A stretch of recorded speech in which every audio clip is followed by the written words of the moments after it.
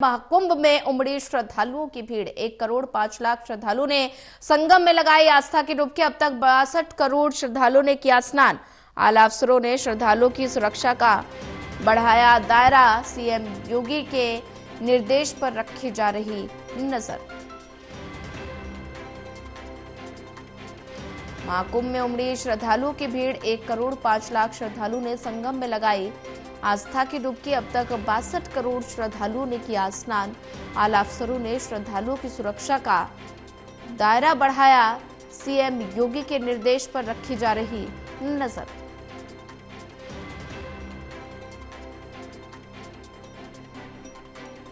महाकुंभ में उमड़ी श्रद्धालुओं की भीड़। 1 करोड़ 5 लाख श्रद्धालुओं ने संगम में लगाई आस्था की डुबकी। अब तक 62 करोड़ श्रद्धालुओं ने किया स्नान। आला अफसरों ने श्रद्धालुओं की सुरक्षा का दायरा बढ़ाया। सीएम योगी के निर्देश पर रखी जा रही नजर। महाकुंभ में उमड़ी श्रद्धालुओं की भीड़। 1 करोड़ 5 लाख श्रद्धालुओं ने संगम में लगाई आस्था की डुबकी। 62 करोड़ श्रद्धालुओं ने अब तक स्नान किया है और आला अफसरों ने श्रद्धालुओं की सुरक्षा का दायरा बढ़ाया है। सीएम योगी के निर्देश पर रखी जा रही नजर।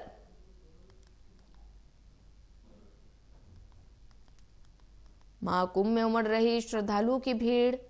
1 करोड़ 5 लाख श्रद्धालुओं ने संगम में लगाई आस्था की डुबकी।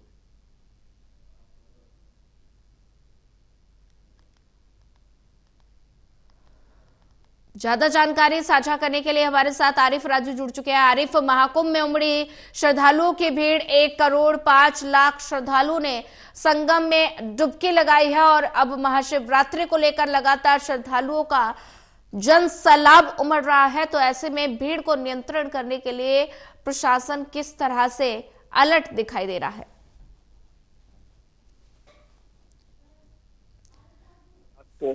मेरा प्रशासन और मेरे जो है तमाम जो आला अधिकारी हैं, सुरक्षा की एजेंसियां हैं या फिर ये कहा जाए जो पुलिस के आला अफसर हैं, उनको कड़े निर्देश दिए कि किसी भी स्थिति से निपटने के लिए वो फौरन तैयार रहें।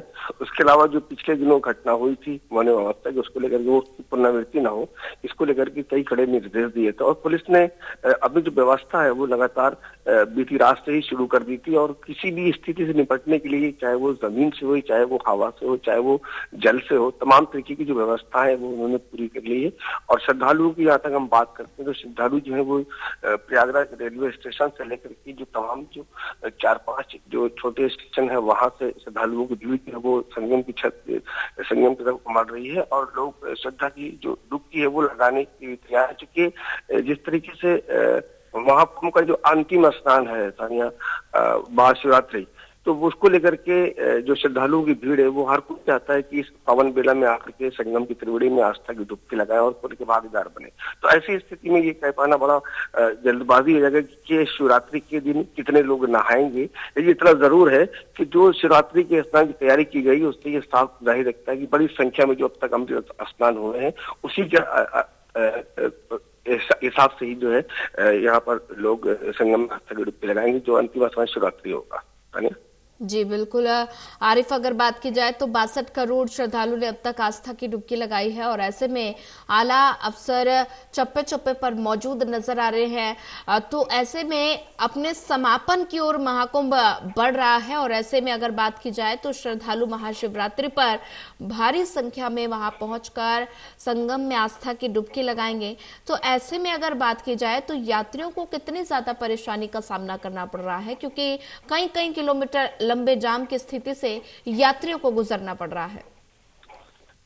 देखिए, प्रयागराज के आसपास के इलाकों में जो जाम की स्थिति आज से 4 दिनों पहले थी वो स्थिति अब नहीं रहेगी, क्योंकि यातायात विभाग ने जिस मैप को तैयार किया उससे पूरे शहर के जो चारों पॉइंट है वहां पर जो पार्किंग बनाई गई है वहां पर उन गाड़ियों को जो है खड़ा करा दिया जा रहा है और 8 से 10 किलोमीटर की जो रेंज की जो जगह बचती है पार्किंग पॉइंट से लेकर के संगम तक की, वहां पर जो राज्य सरकार द्वारा जो शटल बस चलाया गया है, जो बैटरी रिक्शे चलाए गए हैं, ऑटो चलाए गए हैं, उससे उनको गंतव्य तक पहुंचाया जा रहा है। तो कुल मिलाकर के ये कहा जा सकता है कि जो जाम की स्थिति थी वो अब इस प्रयागराज के आसपास इलाकों में नहीं है। लेकिन इतना जरूर है कि जो हाईवे है वहां पर जो गाड़ियां इकट्ठा हो गई हैं या फिर एक साथ निकलती हैं, तो उससे थोड़ी सी जाम की स्थिति पैदा हो जाती है।